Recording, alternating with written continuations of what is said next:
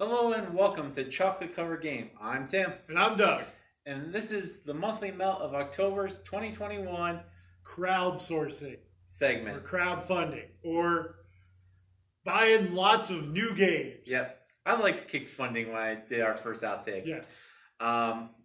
We each have 3 games that we picked that we want to highlight that we think that you should take a closer look at. I'll start off with my first pick of this month, and that is Grove by Side Room Games. It's a $15 to back, which is a decent price. And it really caught my eye because we like Button Shy as a company because they make small games. And this is a small game. It's a small solo game about harvesting fruit. It's 18 cards, but you only play with 9 of them at a time. And you're making an orchard of oranges, lemons, and limes. Yeah. And you put cards on top of each other, and each time you stack the same fruit, they have wooden dice that you show the value. Yeah. And if you stack the wrong kind on, a squirrel comes along and messes up your score. Okay. But it says about 10 minutes to play, which is nice. That's right up my alley. Good looking production values. This is a follow up to a game they made 2 years ago now, which was Orchard. Which I have the print and play version. Yep. It's also solo. Yes. Haven't played it, but I do have the print and play version. They say Orchard is a more laid back version of this newer version they're coming out with. Okay. Looks fantastic. For $15, it might be worth backing, just because I think it's a game that we would enjoy. Well, solo. Well, we both can enjoy it sololy. Actually, as you're playing, I can heckle you because you play so poorly. The project is currently live, and it will end on November 7th. Okay. So there is still time to back it. So check it out. They have a pretty good record of games, this company, Side Room Games. Okay. So that was my first pick, Grove. All right. So my first pick is called Don't Go In There. Okay. And it is by Road to Infamy Games. Mm-hmm. They have done Canvas, which we own. Yep. You played the solo version. Yep. I haven't played it yet. I don't think. No, I haven't played it. No, you haven't played it yet. And Crypt, which we own and we've played. It's fun. Nifty little game. Yeah. It ends October 29th. So by the time you see this, it'll be over. Yep. So it's a 30-minute game that they're calling a push your luck set destruction game. You need to decide how risky you want to be as you go deeper into the haunted house. Yeah. To get the first choice of cards. But all the cards in this game are cursed. So you need to grab the right set of cards to help dispel other curses and cards. The thing that drew me into this, the box turns into a dice tower. Yep. And it folds up, and everything fits in there. Okay. And then when you open it, of course, it turns into the dice tower, and there are glow-in-the-dark dice. Yeah. Which I don't know how I feel. There's a couple games with glow-in-the-dark dice. Yeah. The only problem is you also have to be in the dark to play. Well, the reasoning, from what I understand, is that so when you drop them in the tower, in that little bit of darkness that's in there, you might see them glow. I mean, it's fun. It's a cool concept, especially for the Halloween time here. Yeah. Which, man, are there a lot of Halloween-themed games or spooky games this time of year. Which, it's funny because you fund them now, and they'll, come in the summer. Yep. So, you'd think they'd have it timed out that they'd come right before. You're thinking about Halloween now. You're not thinking about Halloween in the summer. That's true.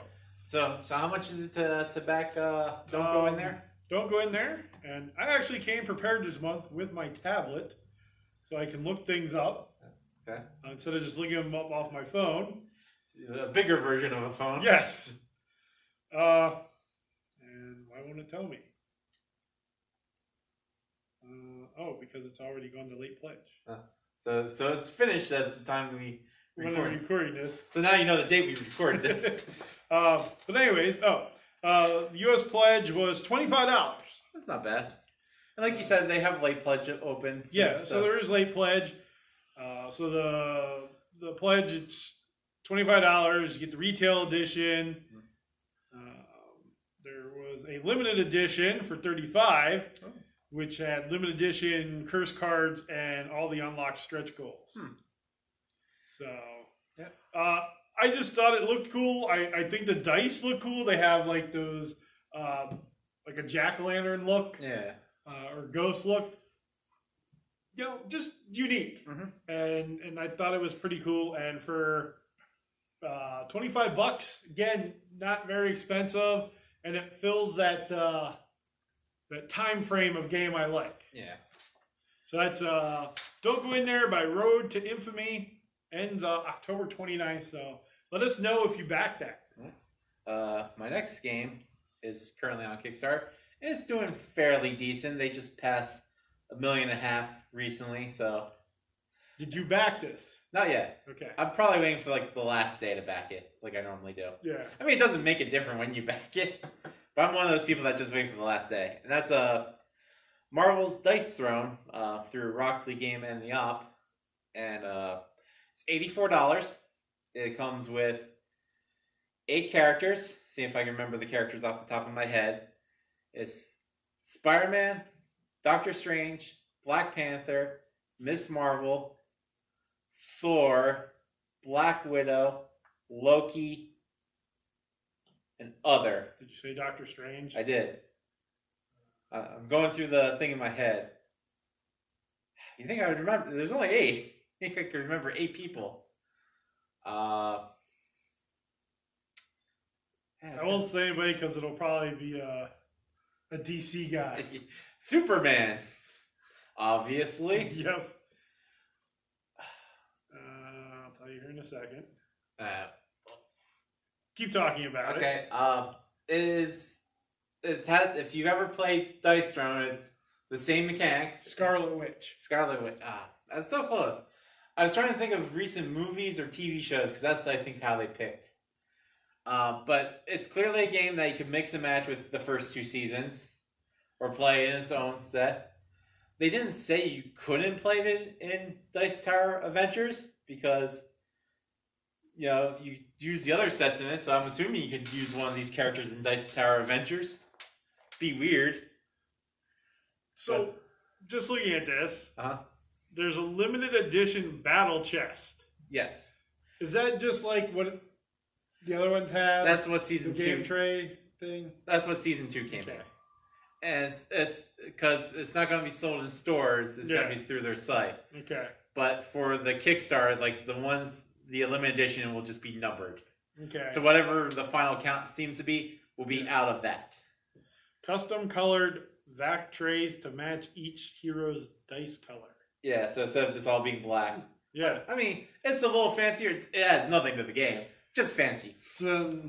So one of the add-ons is Neoprene Playmats. Yep, they do playmats with every one they do, which there's a different character, and they do like an overarch series one, like it's like the logo, the cover mat, and the ensemble. Yeah, they are $20. Are you gonna get one? Nah, we have enough playmats. Though I will say they do make the nicest playmats. We got ones from them before, right? Yeah, we got the season 2 ones, the double stitch that are like this thick. Yeah. Yeah, it's a nice playmat. That's what we use basically on our game table at home right now. Yes. Just as the mat. Yeah. Yeah. You can also get card sleeves. Dice trays. Yeah, dice trays.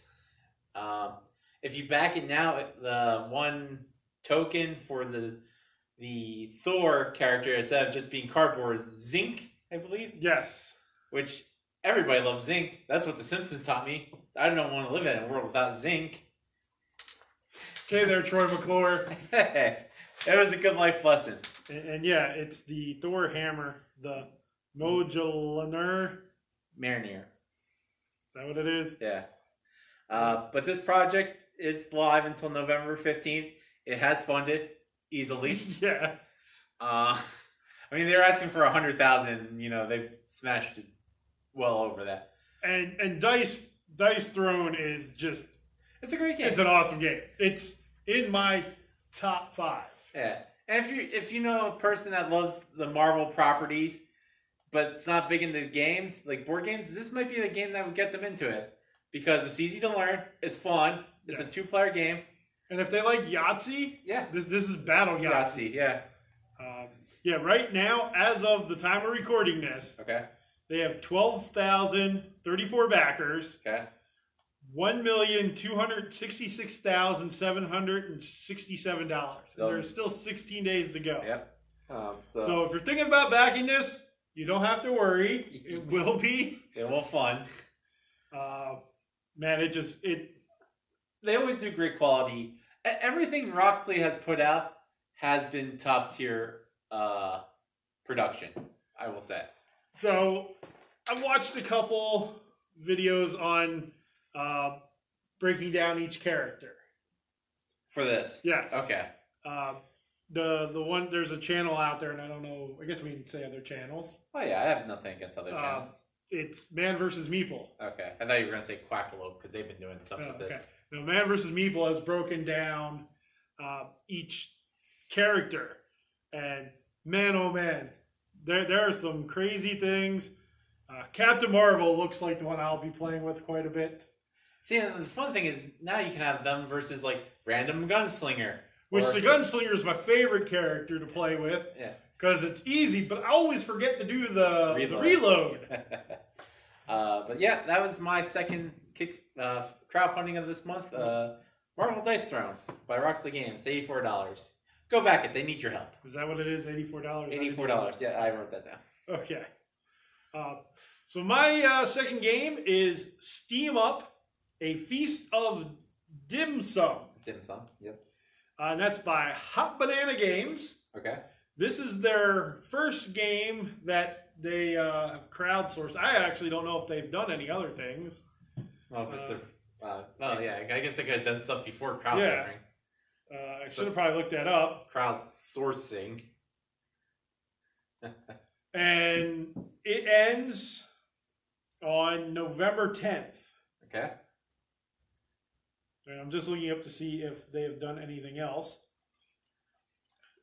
While I'm looking at this, production on this looks awesome. I don't know if you've looked at it. It's the main thing that keeps popping up on my Facebook meta feed pretty soon. Yeah. So yeah, it looks like this is this company's first game. Okay. And there's 12 animal characters that all have unique abilities. Yep. I believe one of the ones is a Shih Tzu. I think it was, yeah. I know that there's a dog. That's what we had growing up. You know, and again, looks incredible. Those little, I don't know what they're called, the dim sum server. Steaming baskets? I mean, you can stack those. Yeah, you can in real life too. Yeah, I know, but in this game, there's games that have things that stack. Jenga. Yeah, I've never freaked out over Jenga. They're stacking. No, but like, I think you actually like put the things in and stack on top, and it has the turntable. Okay. So you turn the little Lazy Susan. Yeah, you turn the little dim sum pot things. Just looks really cool. Sorry, I'm on their website here now, and stuff I didn't notice from before.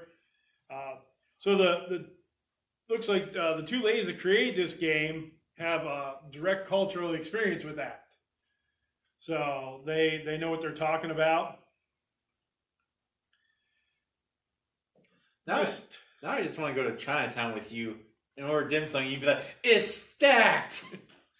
Well, we've gone to Chinatown in DC. Yeah, it's a great Chinatown. I don't think we've ordered that. No. Normally we've got other things from there. Yeah. Name of the restaurant I don't know, but it's right by the Verizon Center. Yeah. We've gone before hockey games. But yeah, you choose your character, you move the steamers. At least your phone is willing to tell you where the Verizon Center is. Yeah. Why it's telling me that, I don't know. You know, so you want to create your feast, you gain and spend food tokens to purchase other steamers. And there's fortune cards. Yep. So devour the dim sum until the steamers sell out. You gain the victory points and you win. Just based on the look of this game. So how much would this set our viewers back if they wanted to back it? I will tell you in a second. Our chocolatiers. Can't use that. Can't? No. Who owns that? Hershey. It's a restaurant now. You could use any word out there. Fine. Our box of nuts. Yeah. So Steam Up Standard Edition is $48. That's not too bad. Or $59 Canadian for all our Canadian viewers. So the company's based out of Canada, I'm assuming. And then the Deluxe Edition is $64. That includes the Steam Up Deluxe Edition, all unlocked stretch goals, the Fate and Fortune mini expansion, and access to the Pledge Manager after campaign. I really didn't notice what the difference was between the regular and the... so the Standard Edition on its own looks awesome. The Deluxe Edition includes everything with additional and upgraded components. Okay. So instead of little wooden tokens for the food, there's actually looks like little plastic food. Yeah. Yeah. Little dim sums. That's what those... There's 75 dim sum squishies. Custom molds in full color. Ooh. And then the animals are all wooden meeples. Okay. And there's a Kickstarter exclusive add-on, a squishy steam bun. Ooh. So I'm guessing that is dim sum. Well, that's a steam bun. Okay. But anything that's cooked in dim sum is a dim sum. So have I eaten that? No. Probably. Maybe. Yeah, because I get the things off those little steam pots where you take the lid off and you pull the things that look like that out. Yeah. There's a custom wood insert for the game that you can purchase. And looks like almost all the stretch goals have been unlocked. There's a couple more. But yeah, Steam Up Feast for Dim Sum ends November 10th. Just on look alone, I would check it out. All right. And for my final crowdsourcing, burning hole in my pocket money taking pick is Mythwind, which I'll have to have Doug pull up because I got it up. My Word document didn't save that part. Mythwind is going till... Oh, you want me to look that up? Yeah, I always kind of start with that part. I was looking up other games they created. It has... So it ends on October 31st. Okay. So in a couple days, the day this comes out. Well, this comes out the day before. So you still have a chance to back it. Is, I think, $88 to back. I'll tell you in a second. You don't have to do your research I like did. me. I did. Except everything I saved from this point on didn't save. It cost $86 US or 105 Canadian. I was pretty good with my guess of $88. So 86 gets you the Mythwind core box. 118 gets you the core box plus the expanded Horizons expansion. Okay. 142 gets you the core box, expanded Horizons, and the magical miniatures. Okay. 223 gets you the Mythwind all-in. Ooh. That's core box, the expansion, magical miniatures, journal, metal coins, art book, neoprene map, and a vet card pack. Then, that's the group pledge. Okay. So this game. So, well, before you get talking, I will tell you, I've heard lots of varying opinions. Yes, on this. Well, how's it doing funding wise? Like, So, I know it's backed completely. They were asking for $80,965, Okay. which is weird, but they're at $910,500. Sorry, just changed. $910,635. Okay. Yeah, so they have funded easily. Yeah. Now, I'm one of the backers for this. Oh, did you back this? Currently, I'm at $1. Okay. Because remember... you wanted to ask a question. The only way you can do comments is if you're a backer. Yeah. So I backed it for $1 because I had a question for the people. Okay. So I texted the guy. Well, you emailed or whatever on here. Yeah, you comment. Because it is a game. Well, it's a game. It's a game. It's an adventure. Do they even... It explains to you that this game has 0 ending. There is no way to win this game because there is You also can't lose. It doesn't say that. That was my question. I said, okay, you keep boasting that this game has no end. There is no winning. But you never say you can't lose this game. So I wrote to the guy, I'm like, is there a losing condition? Is there a way for me to play this game and it just stops from failure? And the guy's like, no, there is no way for you to fail in this game.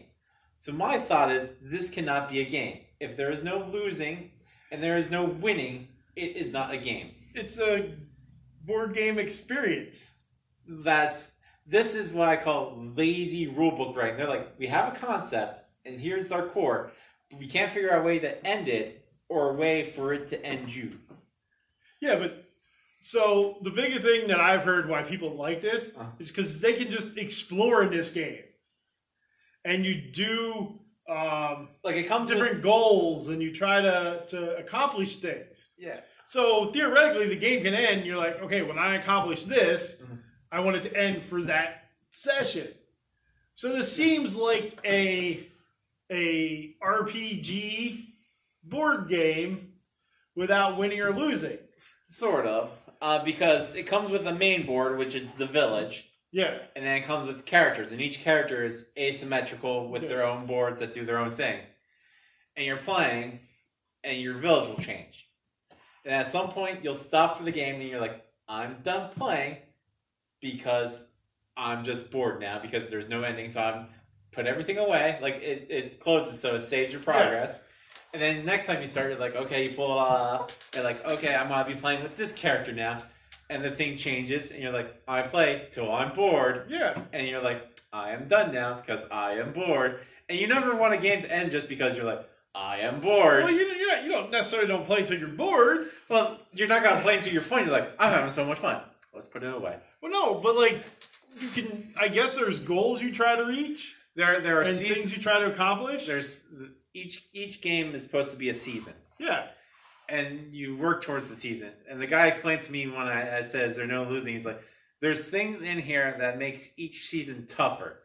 But if you don't succeed, you don't lose. Then would it's sort of like Pandemic Legacy in that, where if you don't do well in the first thing, where, it changes how...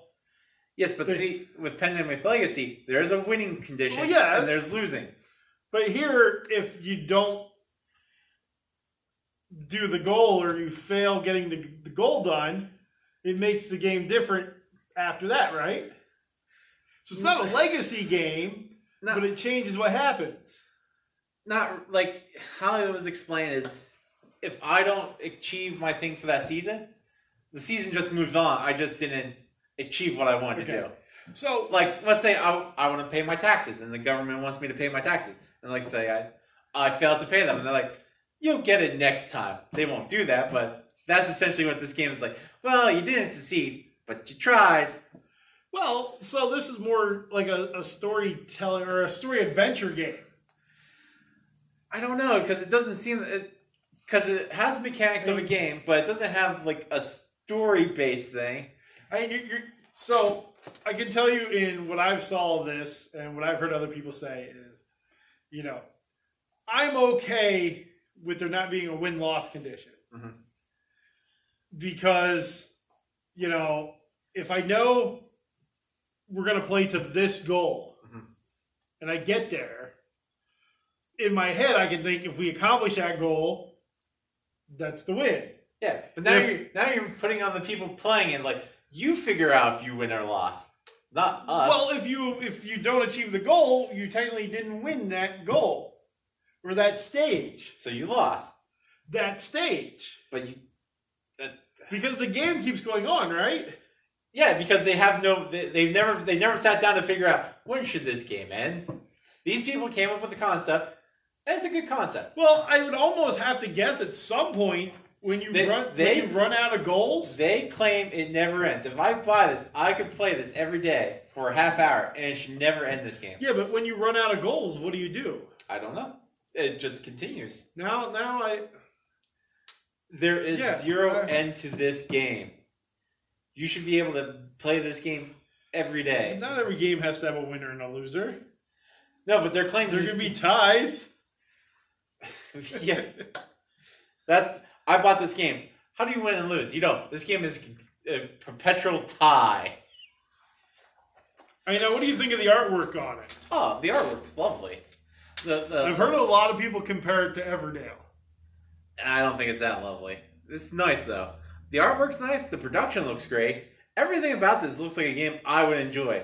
I think the pure fact that there is no game, like it's not story driven enough to be a story game, and it's not gamey enough to be a game. It's a watered down version of both those things, but a very beautiful watered down version. I can tell you the farmer dude looks awesome. He has an interesting asymmetrical board power. It is weird, but cool.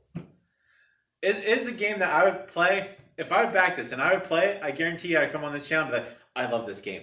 It's amazing. Yes, that's exactly how it would go. But it doesn't end because there's no win. Well, I mean, I would constantly feel like the never-ending story.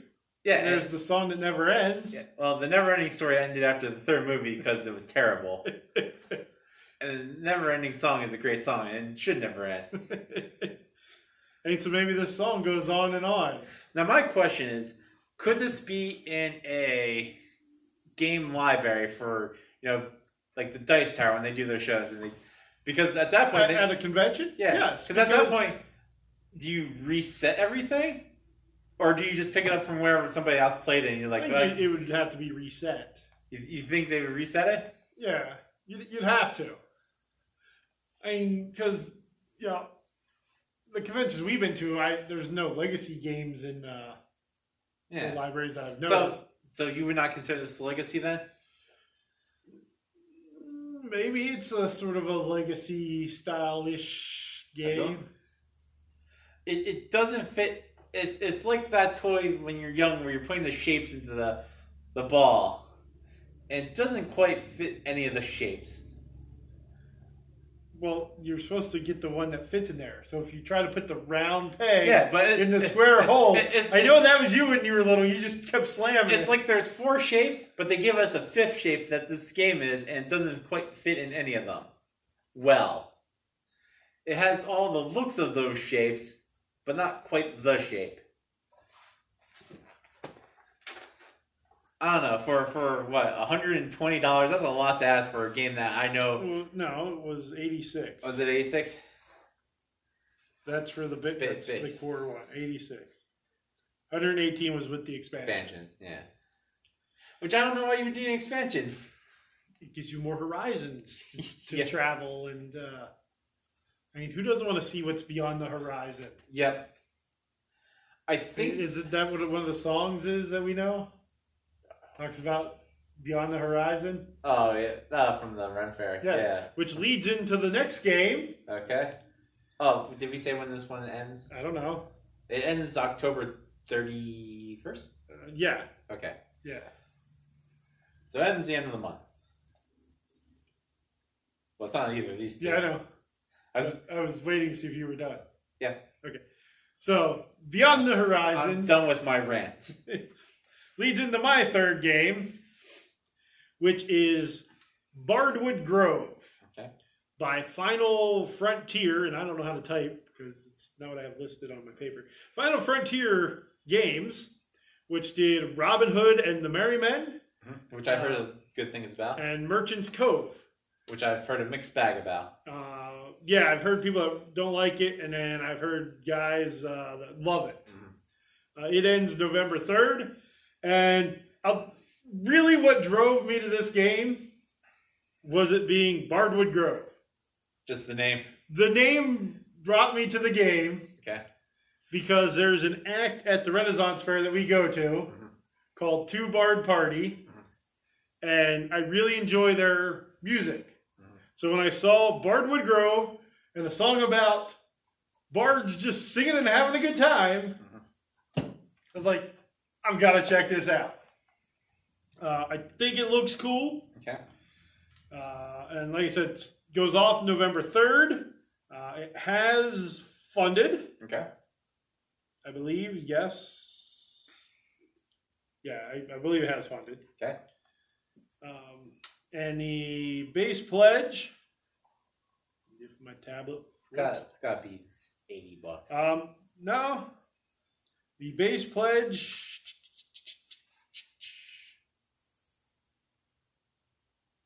There you go. Is $59.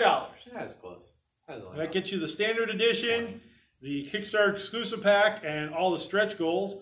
And for $79, you get the Deluxe Edition, which gets you the Deluxe Upgrade Pack, the Kickstarter exclusive pack, all the unlocked stretch goals for the standard edition, and all the Deluxe Edition upgrades. So it's one of those things. I think the game looks awesome, and I don't know where it went now. I lost it. I did, when I saw it at first, I thought it was an expansion for Merchant's Grove because it has the same character. Well, it's in the same world. Yeah. So there is a way that they're incorporated into this game that you can play this game along with Merchant's Grove. Merchant's Cove. Yeah, Cove. So this game, you assume the role of bards on a journey to fame and glory. And it's a card-based positional gameplay, and there's deck building in it. So again, I'm drawn towards deck building. I really like deck building games. It's also tableau management, and there's seasonal event decks. So again, in this game, you go through the seasons. So the seasonal event deck gives every game like its own distinct flavor, and multiple plays will introduce new content that evolves the game, new cards, new characters, new mechanisms. All the bards are asystematic. So each bard has their own story, has their own play style, which is shaped by the unique instrument that they play. And so, like I said, it's a deck building game. So you'll draw 2 cards per turn. Many of the cards you can add to your deck, and you get to play them free. And again, you're just building that deck to be better and better. You're working to compose epic songs. So the whole time I'm talking about this, I'm really thinking of all the songs from the group at the Ren Fair. So each turn, players play 2 cards. One controls how often you sing, and the other becomes part of your song. When you gain enough tempo, it's time to sing your composition. Fans of engine building and tableau management games will love this, because that's how you're working on building all that. And so again, this ties into the Cavern Tavern game and Rise to Nobility, Merchant's Cove. It's in that sort of same world. But even just looking at the standard edition stuff, the tokens look cool. The little music notes, the little minis that come with the standard edition look really cool. Again, artwork's great. The ton of Kickstarter exclusives. And then when you bump into that Deluxe Edition, you get wooden pieces instead of the cardboard. And then there's a Collector's Edition, again, which is everything from both. And that adds metal coins. So there's also like I said, the Merchant Cove crossover pack. So it's funded. They've added skill cards, limited or linen finish on the box, so that sells you right there. Yep. Well, it needs to have spot UV as well. Yeah. And a box sleeve. So, you know, for me, again, I like the theme of this. You know, when I first started board gaming and we did that Pathfinder thing, I was a warrior or something. I don't remember what you were. But over the years, I think I've gravitated towards the bards because, you know, for every adventure, you need a bard to tell your story. Yep. In song. and if you hit a bard, they fly away in time and tempo. Yep.